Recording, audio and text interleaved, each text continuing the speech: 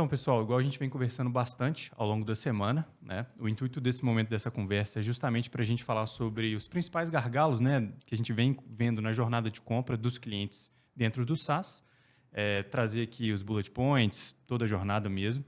E como vocês acham que a gente pode iniciar essa conversa?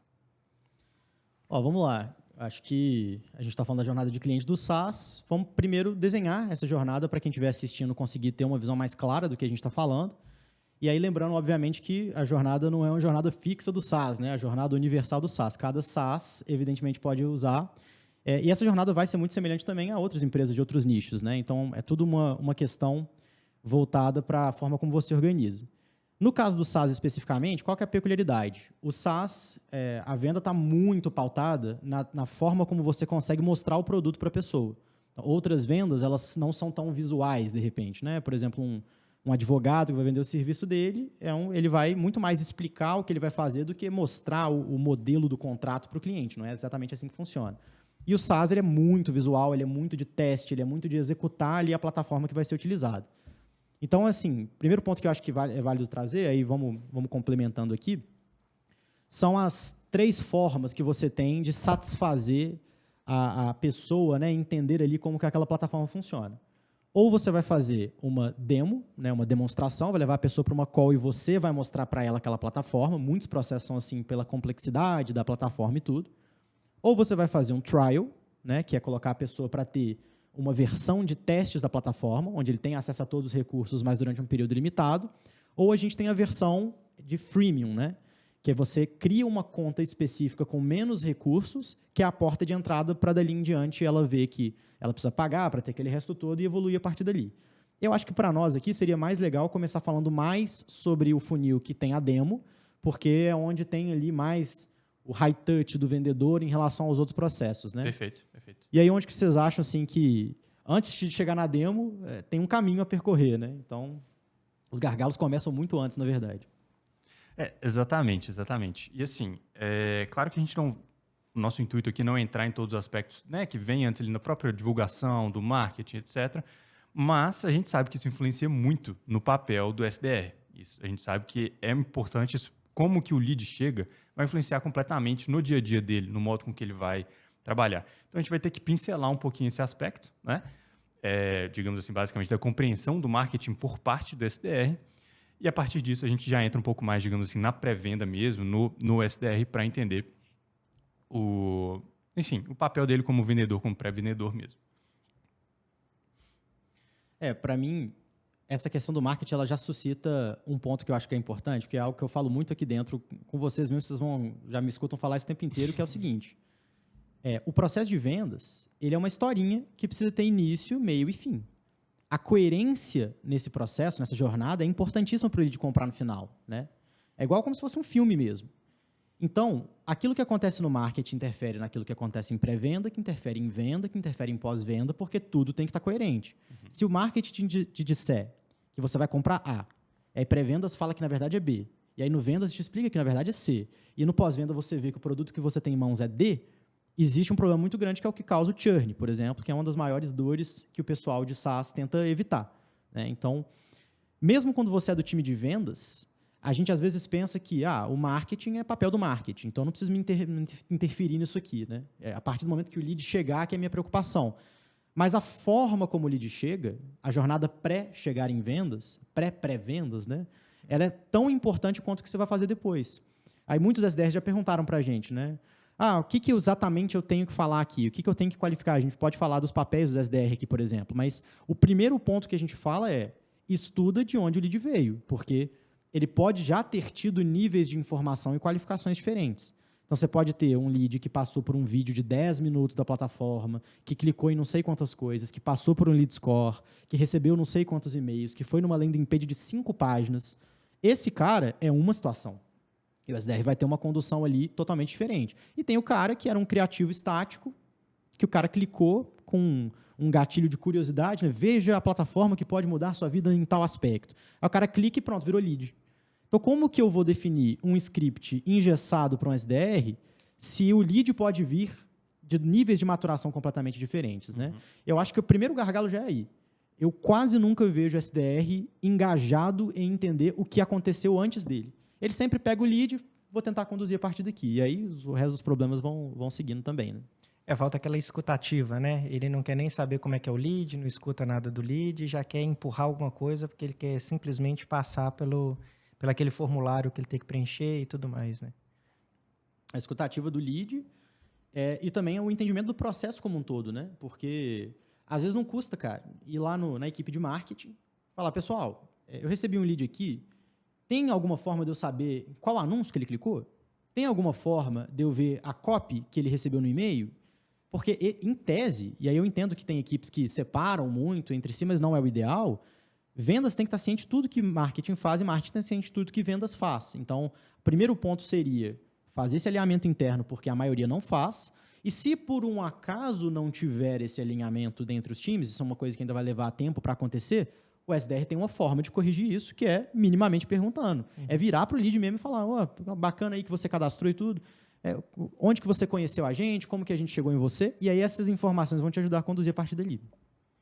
Exatamente, exatamente. Isso, e aí já entra, partindo do pressuposto em que está na mão do SDR, né, em que ele já buscou essa informação, algo nesse sentido, isso entra em um dos pilares do trabalho dele, que é justamente a parte de filtro, e posteriormente a parte de qualificação, né?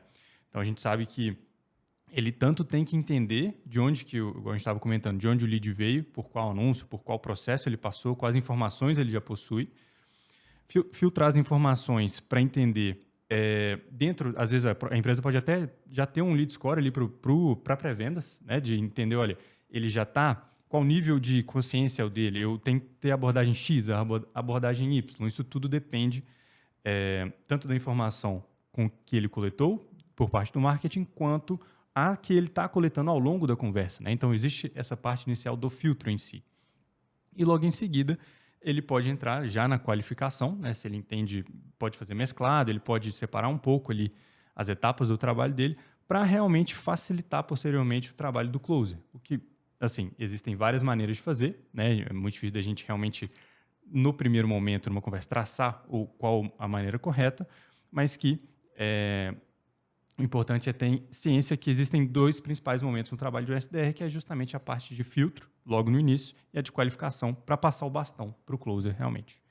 Não, isso é muito interessante, casa muito com o que a gente vê, né? Que a galera normalmente tem muito entendimento, e eu não sei porquê, não sei de onde vem, de que a função do SDR é agendar call para o closer. Perfeito. E não é agendar call para o closer, é agendar call qualificada, aquela call que tem a perspectiva ali de um fechamento futuro. E mais, a função do SDR, em alguns casos, é não agendar call. Exatamente, é filtrar. Olha como que isso é contraintuitivo, porque realmente, se você pegar hoje 10 SDRs e perguntar para os 10 qual é a sua função, 9 vão responder isso aí. E é muito interessante isso, cara. A sua função não é meramente forçar uma call a qualquer custo, a gente cansou de ver isso. Então chega muito lead ali que o cara às vezes nem sabe o que é a plataforma, e a gente nem sabe se ele sabe, porque a gente não pergunta, a gente não procurou saber. Então olha como é que começa a ter um vício de jornada. A gente está falando de jornada do cliente. A gente está falando de um lead que clicou num anúncio que já não dizia muita coisa. Então ele tem um anúncio estático ali com um gatilho de curiosidade, que é muito comum. Veja como vai poder melhorar as suas finanças. Não sei do que se trata, não sei como, sei que é uma plataforma. Cliquei e virei lead. Passa um dia, liga um SDR. Fulano, tudo bem? Eu vi aqui que você se cadastrou na nossa página e tudo, que bacana. Vamos agendar uma call sua para demonstrar a plataforma na semana que vem, ou amanhã, ou tal horário? E o lead, mas é plataforma de quê? Ele não tem a informação, ele não sabe nada. Então, você vai construindo a jornada de uma forma que tudo é um problema. E o SDR parece que não está interessado em saber se o lead sabe ou não. Ele tem que marcar call. E até uma questão só para a gente trazer para o pessoal pensar, porque eu acho que não entra tanto no assunto de hoje, mas de onde vem essa característica do SDR? Ora é falta de treinamento, ora é falta de alinhamento, de script, ok, falta de definição das funções, igual você definiu bem os papéis, mas ora pode ser também uma consequência da forma como o time se organizou em termos de comissionamento, por exemplo. Se a sua única forma de comissionar o SDR para ele ter um mínimo de remuneração é coagendado, coagendado, coagendado, coagendada, ele vai forçar agendamento de call mesmo. Ele vai trabalhar ele precisa ganhar a comissão dele. Então, é muito interessante como que esses vícios acontecem no processo por vários lugares diferentes, né? Mas eu achei perfeito. O papel do SDR não é agendamento de call. É muito mais do que isso, E, claro, o gol final dele, o gol da empresa, é que a call seja agendada. Mas o SDR, inclusive, ele é muito bom. Se ele receber 10 leads ruins e ele suceder em não marcar nenhuma das calls porque ele entendeu que nenhum deles valia o tempo do closer, ele cumpriu perfeitamente seu papel e ele teve 0 calls agendadas. E igual o Rodrigo comentou sobre essa questão de ser um filme, né, de tudo que acontece no início, no meio, no fim, e tem que estar tudo linkado, tem que estar tudo dentro do processo, né, e todo o time tem que entender cada etapa. O mesmo acontece com o closer, né, porque a gente vem falando do entendimento por parte do SDR do que veio do marketing, do entendimento da real função dele. No caso do closer, é a mesma coisa. Ele tem que ter o entendimento do trabalho que foi feito por pré-vendas, né, pelo SDR. Ou seja, qual nível de filtro foi feito, quais copies foram utilizadas, né? São exemplos disso que o closer tem que estar ciente. O nível de consciência mesmo que o lead já tem naquele momento, né? Para estar tendo ali no momento da demo, na hora da conversa, a melhor tratativa, né? Obviamente, no início a gente sabe que ele vai utilizar a parte de rapport, ele vai conversar um pouco mais com o lead, mas assim que ele for utilizar dos ganchos para entrar na conversa sobre a venda em si, que a demonstração, no fim das contas, é uma call de vendas, né? Ele tem que estar ciente de todo esse processo que aconteceu para realmente cumprir com seu papel ali na hora da venda. Cara, total. Eu fico pensando muito nisso também, né? O quanto que a gente, volto nesse ponto, né? A gente negligencia as etapas que precederam a minha vez no processo de vendas. O que não faz o menor sentido. Então, mesma lógica. O SDR não se familiarizou do que o lead passou no marketing. O closer agora também, vou me preocupar com o quê? Entrar na call e fazer o meu papel. Só que o seu papel é a continuidade de um papel anterior. Não está começando ali agora. O lead não chegou do nada para você e pediu uma call. Se fosse, ok, você iniciaria do zero. Mas não é do zero. E aí você começa a cair em vícios, e a gente já viu na consultoria os 2 tipos extremos, né? Que é a call onde nenhum dos 2 disse nada ou os 2 disseram tudo. Então, por exemplo, tem SDR que faz uma qualificação absurdamente complexa. Você vai ver a ligação do SDR, 30 minutos de ligação. Em 30 minutos, ele não só filtrou e qualificou rapidinho. Ele conversou tudo da plataforma, o lead fez perguntas específicas, ele já quebrou objeção, ele já fez um monte de coisa. Chega na call do closer depois, repete tudo. O closer vai nos mesmos pontos, recebe as mesmas objeções, quebra a mesma objeção de novo, porque ele não se preocupou em saber que isso já tinha sido tratado. E aí ele poderia estar focando agora, por exemplo, em simplesmente já ir para aspectos mais comerciais ou em aspectos que não foram tratados pelo SDR. E o contrário, que é o SDR que não falou nada, não qualificou nada, foi aquela coisa que eu falei do lead que é qualificado direto ali. Vamos marcar sua call então para amanhã? Vamos marcar a call. Marquei a call para amanhã, o closer entra na call e já começa, então vai custar tanto. Calma, esse lead, ele não sabe nada ainda. Ele clicou num anúncio genérico, ele teve uma conversa genérica com o SDR, ele chegou para você. Infelizmente, isso é um vício do processo de venda, mas o seu papel como closer agora é compreender que isso aconteceu e reverter o papel. E depois reportar para a gestão e para o estratégico para que isso corrija sistemicamente. Mas no momento da call, você vai ter que fazer perguntas de qualificação do SDR, você vai ter que trazer informações que talvez desde o marketing tenham que ter sido trazidas, porque senão o processo fica totalmente fechado. E vocês se surpreenderiam com a quantidade de lead que chega no final do funil sem saber nada. O cara vai topando. Tem gente que é passiva. Então o cara clica no anúncio sem preocupar com a explicação, aí o SDR fala que quer marcar a call, ele marca a call, aí o closer pergunta se pode mandar para ele uma proposta, ele fala que pode mandar a proposta, aí na hora que ele está analisando o preço, vendo se ele vai pagar, ele para e pensa, não sei nem o que é, eu não sei nem como que eu me beneficio disso aqui direito, eu sei que é uma plataforma financeira, mas e aí? Né? O que eu faço com isso? E ninguém no processo de compra conseguiu ter essa percepção para melhorar a capacidade dele de entender o produto e vender para ele em torno do que ele precisa, né? Isso você tocou num ponto interessantíssimo. Claro que a gente vem comentando ao longo de toda a conversa que é uma jornada, é um processo, mas um ponto muito importante é justamente o que acontece dentro da demonstração, né? Partindo do pressuposto em que o closer já entendeu as demandas, entendeu com o SDR, né, qual foi a qualificação, como que ele realmente, o lead chegou para o momento da demonstração. E é interessante isso até, como que em alguns casos, né, a gente vê muito no mercado, vou usar esse termo, mas não necessariamente ele é o correto, mas decora-se uma demonstração, no qual, olha, eu tenho que focar muito no produto, eu tenho que ficar 1 hora nessa reunião porque é o tempo que eu vou demonstrar o quanto que essa plataforma é completa e vai resolver o problema desse lead, dessa pessoa que eu estou conversando. E não necessariamente é assim, né? A gente sabe que muitas das vezes, maior parte do tempo, você tem que fazer uma investigação muito boa com o lead. Você tem que entender o porquê que ele realmente está precisando daquela plataforma para focar naquela dor, naquela resolução de dor específica, né? Então, a gente vê vários casos em que quer apresentar a plataforma inteira, porque, na maioria dos casos, a plataforma é muito boa, ela é completa, ela vai resolver o problema. Mas não necessariamente você precisa apresentá-la por completo, porque isso realmente gasta muito tempo. E o lead, muitas das vezes, igual o Rodrigo trouxe, às vezes você fala muito, o lead, muitos termos técnicos da própria plataforma, alguma coisa ele não vai entender, e ele vai receber uma proposta sem entender. Tá, mas por que eu estou comprando isso daqui? Realmente faz sentido? E esse é o papel do closer durante a demonstração, né? Obviamente, tem que trazer o como, né? O como que você resolve dentro da plataforma, mas você também tem que entender o porquê que ele está buscando essa demonstração, essa plataforma para, enfim, melhorar no dia a dia os processos da empresa dele ou qualquer coisa nesse sentido. Cara, acho que é muito legal uma reflexão até sistêmica sobre vendas, nesse sentido, porque eu estou falando, inclusive, aqui com 2 engenheiros e com o Gabriel já tive conversas nesse sentido, porque trabalhou em empresas mais tradicionais de engenharia, onde a gente sabe que isso é um mecanismo. O que eu vou falar? A empresa de SaaS, por ser uma empresa de base tecnológica, ela é uma empresa que ela é muito orientada a produto e muitas vezes pouco orientada a vendas. Tem SaaS que são máquinas de vendas, mas muitos deles, você vai olhar inclusive lá no LinkedIn, né? A gente faz lista de prospecção e a gente vê lá no LinkedIn número de devs, né? De desenvolvedores, 15, número de vendedores, 2. Eu falo, não é que não tem que ter dev, claro que tem que ter, claro que o melhor produto vende o produto também, né? O produto se vende quase que sozinho. Sim. Mas é impressionante a diferença mesmo, né? De um time de vendas que é quem vai trazer a receita e vender não está ali. E por que isso acontece muito? Porque como a base é tecnológica e essa costuma ser a expertise do sócio ou de quem está ali à frente do produto, ele fica muito focado naquilo e acaba não focado na venda. Então, historicamente, pelo menos é a visão que eu tenho, né? Criou-se uma jornada de cliente lá atrás para a venda de plataforma, quando começa a surgir, né, o universo do SaaS, etc., que é uma plataforma de quem que vai expor isso aqui? Quem entende do produto.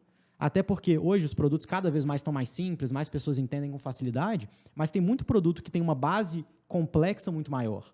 Então, eu não vou botar um vendedor, porque vai ser mais fácil eu colocar o cara que entende do produto para chegar lá e falar do produto e isso vai se vender, do que colocar um cara que sabe de vendas e ele conhecer o produto. E, na verdade, essa premissa ela caiu por terra há muito tempo.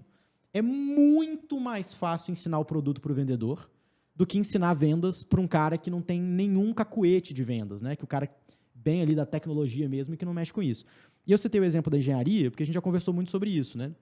A venda da engenharia, em vários casos, não toda a engenharia, né? Mas você trabalhava ali eu não vou citar nome de empresa, né? Mas você trabalhava na empresa que você trabalhava. No setor da mineração. Num setor de mineração. E é onde a venda, você pode até complementar, é uma venda muito técnica. E ali os caras criam sistemas, inclusive, de colocar muitas vezes 2 pessoas para participar do processo comercial, né? O cara da veia comercial e o cara da veia técnica, porque eles entenderam que nenhum dos dois ia ser suficiente sozinho, porque aí realmente o cara comercial aprender detalhes, né, de uma operação muito complexa não vai rolar, mas também o cara que é totalmente voltado para produto, aprender as técnicas de venda de uma venda que é centenas de milhares, milhão, né, contrato quase chega a 1 bilhão, dependendo, eles entenderam que ali eu preciso ter os dois, né, a referência técnica e a referência comercial, não é isso? É, perfeito. Lá até as áreas, inclusive, são separadas, né? Você tem uma área de contratos, uma área mais voltada ali para o comercial mesmo, para a parte de valores e tudo mais. E você tem a parte técnica, né? Que é onde é que você vai fazer o planejamento técnico da execução das atividades, você vai apresentar se aquilo atende ou não, né? Eles, como é uma venda de ticket muito alto, então eles buscam nutrir o máximo possível o lead, que já é um lead muito técnico, tem muito conhecimento, mas eles buscam nutrir o máximo possível. Por quê? Justamente porque um erro numa venda dessa, assim, se comprar enganado, ninguém compra enganado, mas se vier a comprar enganado... Não é tranquilo, né? O retorno, assim, é muito pior. Não é tal. o SaaS com 7 dias de arrependimento. Exatamente. Isso me surgiu... Desculpa te interromper, Gabriel, mas me surgiu uma dúvida dentro disso. Claro que é uma especificidade, mas que é algo que às vezes é importante a gente pensar na nossa especificidade dos processos comerciais como um todo. Nesse caso, como funcionava? Eram várias áreas, várias pessoas, igual vocês comentaram, valores muito altos, né? Como que funcionava essa questão da gestão da informação? Que é no nosso caso aqui, geralmente são CRMs em que as empresas possuem, e toda a gestão da informação, gestão do conhecimento, fica ali dentro daquele CRM, e cada um, na sua etapa, tem informações a serem coletadas. Nesse tipo de processo, como que funcionava assim, essa passagem de bastão, essa gestão da informação? Os desafios que a gente enfrenta em qualquer área comercial são muito parecidos, né? É justamente o contar a história. A gente tem que passar informação de um setor para outro com o máximo de detalhe possível para que consiga ter a continuidade, né? Assim como no SaaS a gente tem a informação do pré-vendedor para o vendedor, olha, fulano clicou no criativo XYZ e a partir daí eu entrei em contato e fiz a apresentação X. Nessas empresas também tem a parte relacional, né? Então tem a pessoa que vai e faz a visita técnica em campo, é um técnico mesmo, faz a visita técnica, ele faz o levantamento, passa para a área de engenharia, né? Que vai desenvolver qual vai ser a solução ideal para aquele cliente e tudo mais. E uma vez que isso acontece, quando não é leilão, né? Quando não é aberto um edital para todo mundo mandar preço e tal, vai muito da área relacional. Então, vai da pessoa comercial, né? E a informação é passada normalmente por um documento chamado handover, né? Você preenche todo o documento ali e passa para a área seguinte de tipo, olha, o que vai precisar é isso, isso, isso, o que a gente está fazendo é isso, isso, isso. E na parte técnica tem um documento gigantesco, né? Que é passado para o cliente avaliar. E aí depois a parte comercial só pega aquele documento, anexa no comercial e coloca preço, né? Avalia o que está sendo ofertado e manda para as áreas. Só que até o processo de compra ele é diferente, sabe? A jornada do cliente é diferente. Primeiro tem uma rodada toda de avaliação técnica. Uma vez que avaliar a técnica, outra área, que aí quem avalia tecnicamente é quem vai usar o produto. E quem avalia comercialmente é a área de suprimentos, né? Quem vai fazer a compra ali, a área comercial. Então, ali são duas áreas diferentes que é através desse documento de handover. Dentro do SaaS, a gente utiliza uma espécie mais celery de fazer isso, que é o CRM, dinâmico, né? Bem mais dinâmico, o ticket é menor, a gente consegue... O volume é muito maior. O volume é maior de leads, exatamente. Você não pode perder tempo fazendo um handover. Exato. Se você for perder um dia fazendo um handover de cliente, você perde totalmente a escalabilidade do SaaS, né? Não, totalmente. Acho que a gente pode até voltar para a linha que a gente estava construindo, que era uma linha que faz muito sentido, né? E entra justamente nesse aspecto da lógica do processo de vendas.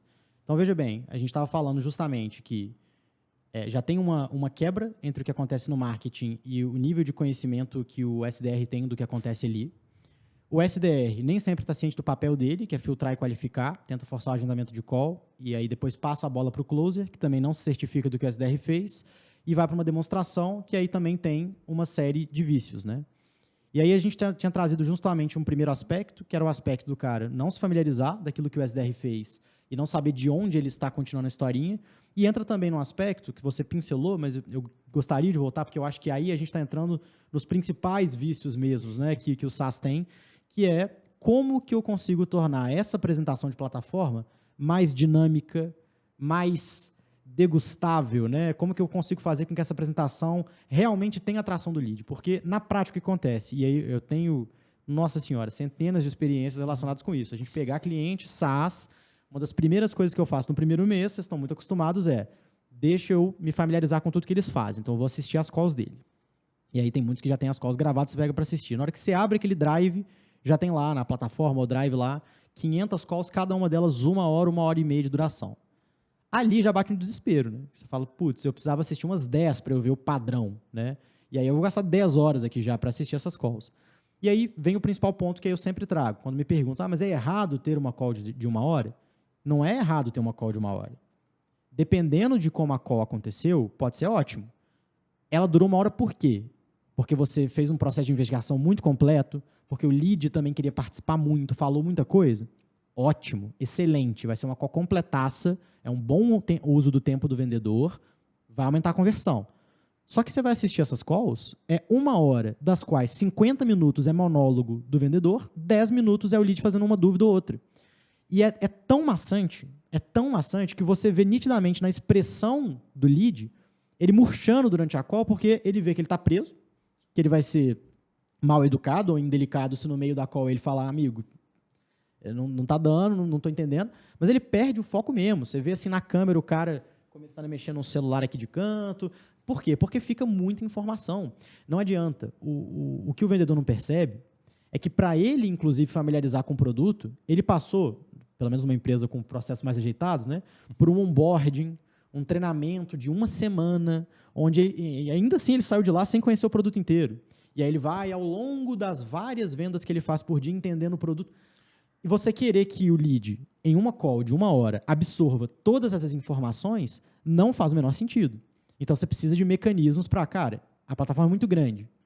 E aí, o que eu faço? Eu tenho que mostrar tudo. Essa é a primeira premissa equivocada. Você não tem que mostrar tudo. Não é necessário mostrar tudo. Primeiro, porque ninguém compra a sua plataforma por tudo. Isso não existe. Na verdade, ninguém compra produto nenhum por tudo. Na maioria das vezes você não vai utilizar tudo. No telefone, hoje em dia que a gente utiliza muita coisa, a gente não utiliza tudo. Então, não precisa explicar tudo que está envolvido. E os SaaS estão cada vez mais engajados em melhorar produto, colocar mais funcionalidade. Tá certo, tem que fazer isso mesmo. Mas o papel do vendedor é entender quais dessas funcionalidades interessam ao lead. Ah, Rodrigo, como que eu vou adivinhar? Perguntando, é simples assim. Não tem dúvida. Então, você vai perguntar onde está o interesse, você vai perguntar o que ele vive, você vai tentar entender o processo dele atual, você vai entender onde o seu se encaixa. Agora, não pode ser uma coisa engessada. Eu pego, eu abro, eu tenho 15 módulos da minha plataforma que eu preciso demonstrar, e aí eu vou lá na ordem, módulo 1, módulo 2, módulo 3, módulo 4. E cada módulo, você passa por cada detalhe, clica em cada botão, mostra cada coisa que tem dentro da plataforma. É cansativo, é maçante. E o cara só queria o módulo 8.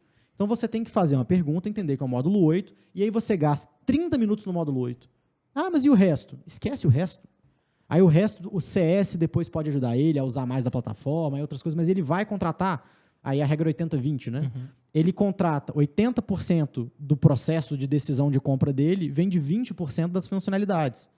E a mesma lógica vai para várias coisas. A regra 80-20 é abrangente a muita coisa, né? Mas a lógica é basicamente essa. Sim. 20% vai fazer ele comprar. Não, e é interessante... Quer fazer um comentário, Gabriel? Pode seguir. Não, pode ir. O ponto que eu ia trazer é que, assim, obviamente, né, a gente está trazendo aqui os gargalos, os pontos, obviamente, mesmo dessa forma, o SaaS, as pessoas vendem, né? As pessoas compram, o processo de vendas ele roda e tudo mais. E um dos pontos principais é justamente, imagina trazendo todos esses aspectos de melhoria, todos esses pontos, olha, segue esse script, faça dessa forma, entende, conversa um pouco mais com o lead, deixa ele curioso para conhecer um aspecto específico da sua plataforma, para depois você realmente utilizar ali as técnicas de fechamento, conseguir realmente envolvê-lo durante aquele tempo, né, que ele está doando aquele tempo ali para estar te ouvindo e aprendendo sobre a sua plataforma. Então, assim, e realmente, né, você consegue trazer todos esses pontos, chegar no momento final com todas as informações, com todos os atributos importantes para aquele lead. É importantíssimo trazer valores dentro dessa call, né? A gente vê vários processos comerciais em que a proposta é enviada no momento pós-call, né? E quando, na verdade, essa etapa de fechamento, ela tem que estar dentro, né? O momento é justamente para isso, para sair dali com todos os aspectos importantes para aquele lead, o que faz ele comprar, o que faz ele não comprar. Cara, eu cansei de ver isso. É um negócio assim, não tem condição. É aquilo, né? Você faz a apresentação da plataforma, termina a apresentação, aí tá o lead com aquela cara de tacho, te olhando, tipo assim, né? Tô aqui há 50 minutos te ouvindo, beleza. Finalmente terminou? É isso? Tô liberado? E aí o vendedor vira pro lead e fala assim, alguma dúvida? Ele provavelmente tem, mas ele não tem nem condição de pensar nela. Ele fala, não, foi muita informação, eu vou olhar com o meu sócio e te dou uma resposta. Não, assim, é essa frase idêntica repetida todas as vezes. Aí o vendedor vira para ele e fala assim, então tá bom, qualquer coisa estou à disposição, você já tem aí meu WhatsApp, tudo isso, boa tarde e tal, e termina a call. Gente, como que uma call de vendas termina desse jeito? Pelo amor de Deus, isso é desesperador. A função do vendedor não é mostrar a plataforma dessa forma. Do jeito como esses processos são conduzidos, grava um vídeo de 20, 30 minutos passando por todos os pontos da plataforma para o cara ver lá no vezes 2, está resolvido. Então, o vendedor precisa chegar no final e entender, cara, o que é objeção? Você não compra isso agora aqui, por quê? O que te impede de comprar? Você tem que olhar com o seu sócio? O que você tem que olhar com o seu sócio? Qual que é a questão que está pendente?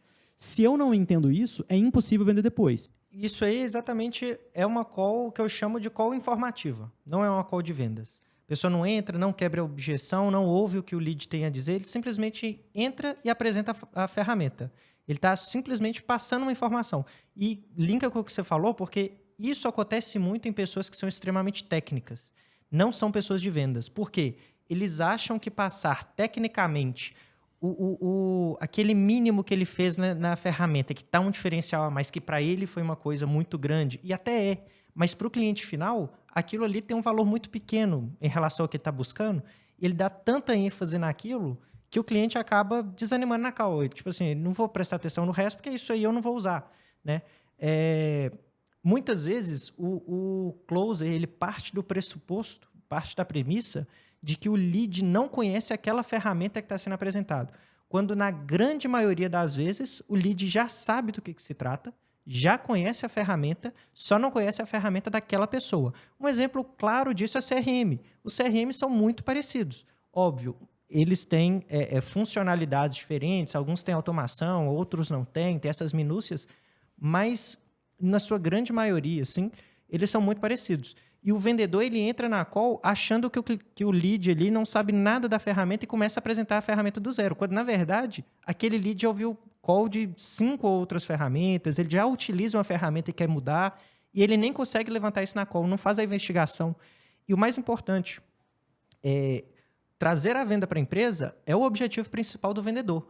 Mas, além disso, acima de tudo, eu diria, é trazer a informação para a empresa do porquê aquele lead comprou, porquê que ele não comprou, como que ele comprou, qual foi o ponto decisivo para ele comprar ou para ele não comprar, por que ele comprou do concorrente, por que ele está buscando essa ferramenta neste momento. É o momento ideal? Então, assim, levantar todos esses pontos, né, saber do que o lead está procurando, se é um lead, se é um ICP ou não, o que está motivando o lead a ir até aquela call, muitas das vezes é até mais importante do que a venda sem informação.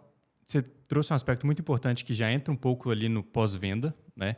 E vou fazer um link com o que o Rodrigo trouxe anteriormente, que é o seguinte, né? Que foi a questão relacionada ao churn e tudo mais. Quando você tem esse tipo de informação, vai num exemplo, né? Um lead que realmente fechou, que ele se tornou o cliente, e aquele lead que é um pouco mais passivo, que realmente foi só aceitando as coisas, fala, beleza, esse valor está dentro do que eu quero, vamos fechar, ótimo. Você não tendo essa informação por parte do closer, não passando essa informação para o time de CS, o time de CS também não vai entender qual o principal aspecto para aquele lead, que agora é cliente, né? E não pode até não conseguir configurar da melhor maneira, não conseguir explicar. Passam ali 2, 3 semanas, um mês em que o cliente está utilizando a plataforma, ele não entende, fala, por que eu fechei com essa plataforma se ela não está realmente resolvendo o que eu preciso? Quando, na verdade, a plataforma pode resolver, ele estaria super satisfeito com a resolução que foi implementada para ele, só que, na verdade, o time interno não conseguiu ter essa comunicação para trazer, para realmente configurar da melhor maneira o que será utilizado por parte dele. Então, assim, só queria trazer essa pincelada nesse ponto, porque é muito importante esse traqueamento de informação ao longo do processo para que todo mundo entenda e que, principalmente, que esse cliente ele fique como cliente durante muito tempo, né?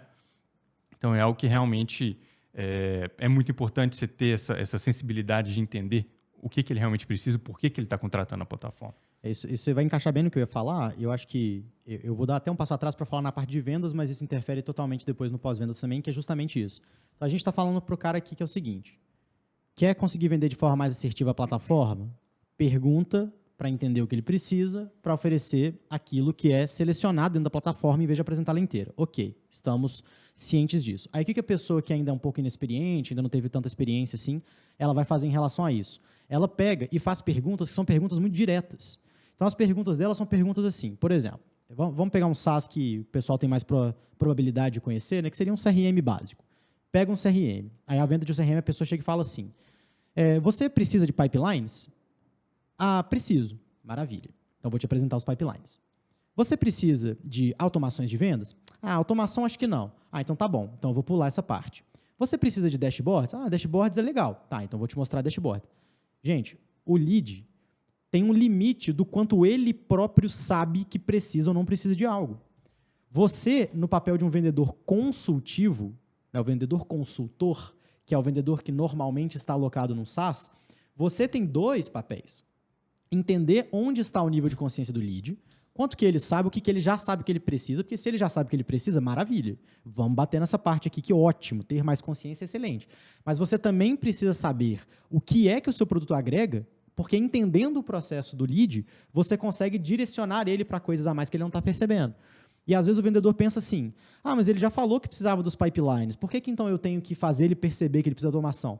Porque quanto mais ele precisar do seu produto, maior a chance dele pagar o preço no final. Maior a chance dele querer aquilo, porque talvez no final do processo, quando ele vai descobrir o preço e tudo, ele chegue à conclusão que os pipelines são legais, ele precisa, mas não é o suficiente para pagar aquele valor, para se comprometer durante 12 meses, né? A gente quer MRR maior e por aí vai. Então, o vendedor tem que ter esse papel. A pergunta que você faz não é, você precisa de A, você precisa de B, você precisa de C, e botando toda a responsabilidade da venda na conta do lead. O papel do vendedor é perguntar as coisas por trás. Por exemplo, automação num CRM. Quem que precisa de automação no CRM? Não é quem quer, não é quem acha bonito a automação. É quem tem uma série de fluxos de processos repetitivos que hoje são feitos de forma manual. Então, em vez de eu perguntar, você precisa de automação? E o cara nem sabe o que é automação e vai falar que não precisa, eu tenho que perguntar para o cara, por exemplo, cara, quais processos o seu time de vendas faz hoje? Por exemplo, quais campos eles fazem, né? Quais campos eles têm que preencher quando passa de etapa para etapa aqui? Eles têm que preencher esses 8 campos aqui. E como que eles fazem? Eles preenchem na mão. E acontece deles esquecerem de preencher, por exemplo? Acontece, eles esquecem de preencher. E aí você fica sem as informações? Como é que você faz isso? A gente está tendo esse problema mesmo. Aí você vai pensando, sabia que tem uma forma de você conseguir evitar que eles esqueçam e facilitar o trabalho do vendedor, que já tem coisa pra caramba para fazer, para, em vez dele preencher esses 8 campos, ele preencher 2, e os outros 6 eu consigo automatizar, que se A foi feito, B acontece aqui na plataforma? Isso te interessa? É totalmente diferente de eu virar para o cara e perguntar, você precisa de automação? E o cara nem sabe o que é. A resposta dele foi assim, isso me interessa muito. O que eu mais quero é eles vendendo muito mais e trazendo mais gente para dentro. É ganho de tempo, é economia do esforço, é muito óbvio, né? Mas quem sabe disso? Você, que vive e respira a plataforma todos os dias. É você que discute com a equipe todo dia, que vê vídeo da plataforma todo dia, que levanta todo dia para trabalhar com a plataforma. O cara está conhecendo agora. Então, se colocar no lugar do outro também é difícil, né? Porque a gente não consegue voltar para esse start de... Ele não sabe nada que eu sei. Ele não tem a profundidade do conhecimento que eu tenho hoje da plataforma que eu vendo, porque eu trabalho com isso aqui todo dia. E o cara está aqui pela primeira vez, em alguns casos, por exemplo, CRM, pela primeira vez escutando do meu CRM, e em alguns casos, pela primeira vez escutando de CRM. Que ainda tem o cara que está um nível atrás. E aí você já está falando da automação. Calma. Vai direcionando o cara para entender o que é que a ferramenta resolve, né? Eu gosto muito de uma frase do Alex Hormozi, que é um ator que, para mim, é uma referência, que ele fala que você não vende a passagem aérea, você vende a viagem. Né? Então, você quer convencer a pessoa a pagar R$3.000, ela não está pagando R$3.000 em 2 pedaços de papel, escrito um lugar, um dia, uma hora, um QR Code, etc. Ela está pagando R$3.000 por uma imagem mental que ela cria de ela na praia, de ela tomando uma água de coco, de ela visitando a Europa, de ela descansando e tudo mais. Então, o cara que vende passagem aérea, se ele só ficar falando do preço, do papel e da oportunidade de comprar aquilo ali, ele está perdendo muita chance de vender. Ele tem que falar do destino, do descanso merecido, das férias. Então, aqui no SaaS é a mesma coisa. Ninguém compra a plataforma porque quer ter a plataforma. Ninguém acorda um dia do nada e fala assim, nossa, que vontade de contratar uma plataforma nova para o time. A pessoa tem problemas, tem dores, tem processos mal resolvidos que a plataforma resolve. E aí, alguns ela sabe e que motivam ela a procurar. Né? Eu sei que eu preciso de um pipeline. Ok, ótimo. Você está cansado de organizar no WhatsApp. Mas ele não sabe que outras coisas são possíveis. Ele acha que está eficiente a planilha de Excel e ele vai descobrir agora que tem um universo totalmente diferente, mas quem vai ensinar isso para ele é o vendedor consultivo. É muito bacana, porque assim, isso traz a gente a uma coisa que a gente falou lá no início, para você ver como é que até o processo de consultoria, de vendas, qualquer processo, é realmente contar uma história, né? Ter um início, um meio e fim. Porque isso linka muito na questão do onboarding. Porque uma vez que você faz um onboarding bem feito com o vendedor, que ele entende a plataforma, ele entende o que ele está vendendo, o que ele tem que vender, uma vez ele ouvindo do lead, o que o lead está trazendo, ele vai entender automaticamente qual que é o nível de consciência do lead em cima daquela plataforma que ele está querendo vender ali, que ele está pleiteando, como é que funcionam os processos internos que aquela plataforma atende, e ele não precisa saber dos processos internos do lead. Ele precisa fazer as perguntas para saber se o lead já segue todos os processos que aquela ferramenta resolve, né? Igual o caso da automação. Cara, a automação, ela resolve muito processo interno que é repetitivo. Deixa eu entender se lead trabalha com muito processo repetitivo. Uma vez ele entendendo isso, ele vai conseguir despertar no lead uma visão, uma dor que nem o lead sabia que tinha ainda, porque o lead ia perceber isso 2, 3 passos lá para frente e ele já traz isso para o lead na call de vendas, né? O vendedor ali, ele tem que entender que ele é o especialista no assunto, que o lead ele está ali, não vou dizer como um leigo total, porque às vezes não é, mas pode ser, ele está ali para aprender. Às vezes nem ele sabe ainda a dor que ele tem, mas o consultor sabe a dor que a plataforma dele resolve, né? E ele consegue direcionar as perguntas para saber se aquele lead pode sofrer daquelas dores. É onde amarra a ponta com tudo que a gente falou em relação à parte do pós-venda do CS. Porque, veja bem, o vendedor, às vezes, ele identifica 1, 2 pontos que o lead realmente tinha de necessidade, cria alguma consciência nele, aí usa um monte de gatilho de venda, consegue a venda. Depois, chega lá 1 mês, 2 meses de uso, churn. É o grande pesadelo do SaaS, né? O churn. Beleza. Você vai pegar a pesquisa de satisfação de churn, né? Indicando por que está acontecendo a rescisão.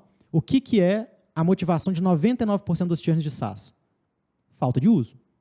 Se eu uso todo dia, por exemplo, uma operação de vendas grande, que tem um CRM com tudo dele ali dentro, aí esse cara, a única chance dele mudar é se aparecer um outro CRM com outras funcionalidades ou com um preço menor, mas o cara não tem mais a opção de, do dia para a noite, acordar e falar, não vou ter mais CRM. Não tem como. A operação dele, ela vira dependente da ferramenta porque ela traqueia tudo que acontece ali. Tudo dele está ali dentro. Agora, existem outras plataformas que o uso fica um pouquinho mais refém, né, da pessoa lembrar que ela tem que fazer uma determinada coisa. Se esse processo de consciência não foi feito em vendas e segue não sendo feito no pós-vendas, você vai ter um churn com a justificativa de não estou usando, sem saber que tinha algo valiosíssimo ali que queria usar, só não sabe como usar. A gente falou de automação, é um conceito mais, talvez até conhecido, mas aí você entra em aspectos, por exemplo, que uma plataforma de gestão de marketing, aí tem lá o conceito do lead score. É algo fundamental para determinados tipos de operação.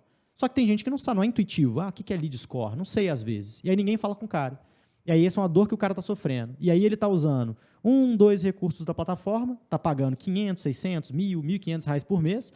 Na hora que ele vai ter que fazer o primeiro corte de gastos dele, ele olha para a plataforma e fala, cara, na boa, estou pagando 1.500 reais aqui só para usar uma funcionalidadezinha dela e tal, vou cancelar aqui primeiro. Sendo que, na verdade, ele precisava de outras 8 funcionalidades. E aí nem o pré-vendas conseguiu entender isso, nem o vendas conseguiu entender isso, e nem o pós-vendas segue entendendo isso. Então o cara sai falando que não está usando, mas não é porque ele é um usuário que não tinha a necessidade. É porque em momento nenhum alguém falou isso para ele, e claro, ele também não teve a proatividade, né, de investigar tudo. Mas, gente, tem SaaS que são extremamente robustos. Tem SaaS que realmente são um especialista para entender cada detalhe. E aí entram outros aspectos, né, que não é a nossa expertise aqui, mas às vezes a UX, né, do SaaS não é a melhor possível. Então, assim, tem cara que para aprender a mexer na usabilidade exige um esforço enorme. E aí, claro, eu sei a dificuldade que as equipes de produto têm de melhorar essa usabilidade, mas vendas e pós-vendas e pré-vendas, né, todas as equipes comerciais possuem mecanismos de reverter isso quando isso é uma falha. Possuem mecanismos de reverter isso. Não é tão intuitivo para o cara dar 5 cliques e conseguir fazer tudo? Então, eu tenho o papel de entender onde ele está tendo dificuldade, o que ele precisa resolver, como que ele vai utilizar aquilo da melhor maneira. Né? E aí, esse entendimento é muito importante, porque ele faz essa conexão da vendas com a pós-venda. Você vai evitar absurdamente o churn se você conseguir entender melhor a realidade do lead. Pronto, simples assim. Até voltando nesse aspecto, né, do entender a realidade do lead, fazer com que o lead entenda o que é necessário, a ferramenta que ele tem na mão, à disposição para usar, se realmente vai cumprir tudo aquilo que ele estima, né, que durante a contratação, se a ferramenta entrega algo a mais. Na consultoria também, a gente encontra muito isso, né? Às vezes a gente vê um nível de... Já que a gente está falando de churn, né? A gente vê um nível de churn alto e o pessoal acredita que isso é um problema do pós-venda, do CS, né? Do pessoal de implementação e tudo mais. E, na verdade, o problema está lá atrás, só que eles não conseguem nem identificar isso ainda, porque eles nem têm essa maturidade para imaginar que durante a venda o processo é errado. Só imagina o seguinte, cara, se o cara ficou 3 meses e cancelou o plano, né, houve o churn ali, é um problema do pós-venda, porque ele já tinha virado venda, então ele já tinha a intenção de comprar. Mas, na verdade, ele comprou de uma forma errada, né? Então... E às vezes esse lead esse cliente, no caso, ele vai até para um concorrente que você sabe que o seu produto é melhor do que o dele. Exatamente. Isso é muito comum de acontecer, A inclusive. gente ouviu muito já também a justificativa do azar, né? Ah, o cliente saiu. Pô, deu azar porque, na verdade, teve um imprevisto lá e aí ele falou que, né, não está usando tanta plataforma, vai ter que sair. Foi um azar nosso. Não, se ele não está usando, houve um vício no processo. Em algum momento do processo houve um vício. Ele compra para usar. A gente não vende para não usar. Exato. Isso é uma falta de uma investigação bem feita. Né? Exatamente. Investigação que, inclusive, tem que existir nessa hora também, né? Da mesma Em forma todo que momento. quando você perde a venda, você tem que entender por que a venda está sendo perdida. Na hora que você tem o churn, você também tem que entender com detalhes, né? Não basta mandar um formulário. Vai atrás do cara, conversa com o cara, pergunta, enfim. Mas é isso. Eu acho que a gente passou aqui pelos principais pontos, né? De uma jornada. Se vocês me permitirem, eu quero fazer uma rápida recapitulação, Sim. só para, né, o pessoal que assistiu o episódio inteiro aí ficar mais claro. Então, só para vocês verem alguns exemplos, né? A gente está falando de um processo que começa uma jornada desde o marketing e vai até o pós-venda, né? Então, a gente passou até além da nossa principal expertise aqui, né? Que seria pré-vendas e a vendas, dentro da consultoria, o que a gente realmente resolve, mas tudo está muito conectado, não tem como falar de uma coisa sem falar das outras. Então, veja bem, já começam com problemas de marketing, que aí eu não vou entrar no detalhe porque eu não sou o maior conhecedor, mas já tem ali um marketing que nem sempre cumpre a sua melhor função informativa em relação ao lead. Às vezes atrai o lead pelos motivos errados, atrai pelos motivos certos, mas com menos informação ou com menos geração de interesse. Então já começa com um problema ali. Cai para o SDR não sabe o que se passou no marketing anteriormente, não buscou essa informação, não existe esse alinhamento entre os times. Então ele chega e tem uma abordagem genérica com o lead. Muitas vezes forçando um agendamento de uma call porque ele precisa bater meta, porque ele tem que ganhar comissão. Aí o SDR passa isso para o closer não sabe o que aconteceu no marketing, não sabe o que aconteceu na pré-vendas, adota uma abordagem genérica com o lead, decora uma exposição de 1 hora da plataforma que ele vai lá e fala do módulo 1, 2, 3 até 15, tudo decoradinho, tudo certinho, pergunta se o lead tem dúvida, não usa nenhum gatilho de venda, não pergunta objeção, não alinha nenhum próximo passo, sai da venda. Depois, se o lead ainda por um milagre comprar, depois que todos esses problemas aconteceu, chega no pós-venda, não possui uma compreensão do que o lead falou no venda, no pré-venda, não sabe exatamente as dores do lead, dá auxílios genéricos, só faz um suporte passivo. Quando o lead me procurar, eu vou lá e explico para ele a dúvida dele, mas eu nunca vou atrás para entender se ele está usando da forma correta e etc. E o cara churn. Então, por que o churn aconteceu? Não foi por um motivo específico. Foi porque houve vícios não sanados durante todo o processo. Então, o contrário disso tudo que eu falei é a dica que fica para o pessoal aí que tem SaaS, e não só quem tem SaaS, né? Todo mundo que tem outras empresas também, a lógica permanece. Perfeito. Garanta, e eu acho que essa analogia que fica, né? Que você está contando uma historinha que tem início, meio e fim. A gente falou isso umas 5 vezes aqui. Tá tudo amarrado. Porque é exatamente isso. Revisa o seu processo de venda e vê, cara, a jornada do cara responde todas as dúvidas, explica bem, gera valor da forma correta. Provavelmente hoje não. A maioria das empresas tem gargalos no meio do seu funil comercial, resta a elas corrigir isso, né? Mas acho que é isso. Acho que o papo foi bem legal. Produtivo. Bem produtivo. Tomara aí que sirva para o pessoal que está assistindo a gente aí em casa. E de resto, aguardamos aí para o próximo episódio. É isso. Valeu.